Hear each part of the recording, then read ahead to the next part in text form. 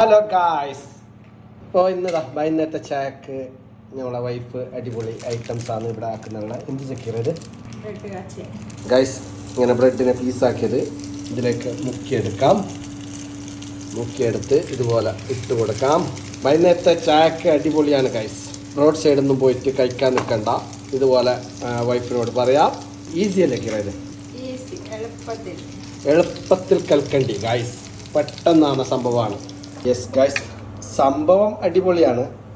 പക്ഷേ അടിയിൽ ക്ലീനക്സ് വെച്ചിട്ട് ചെയ്യല് നല്ലത്. കാരണം എണ്ണ കുറച്ചും ഉണ്ട്, എണ്ണ കുടിക്കുന്നു. ബ്രെഡ് ആയതുകൊണ്ടില്ലേ എണ്ണ നല്ലോണം കുടിക്കുന്നു.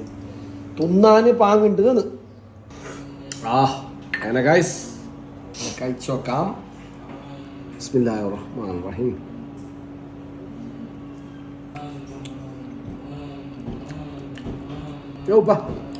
ഉസുവിന്റെ ഉണ്ട സെക്കിറ,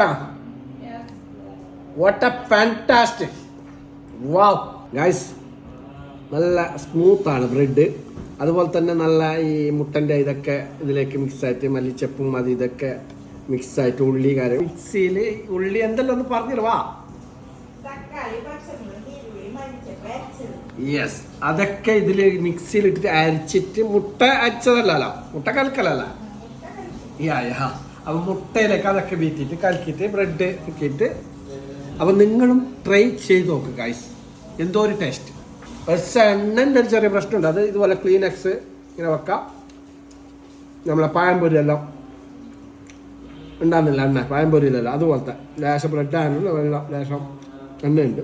അപ്പോൾ ഓക്കെ ഗൈസ്, മറ്റൊരു വീഡിയോയുമായി വീണ്ടും കാണാം. S S trading. Follow me.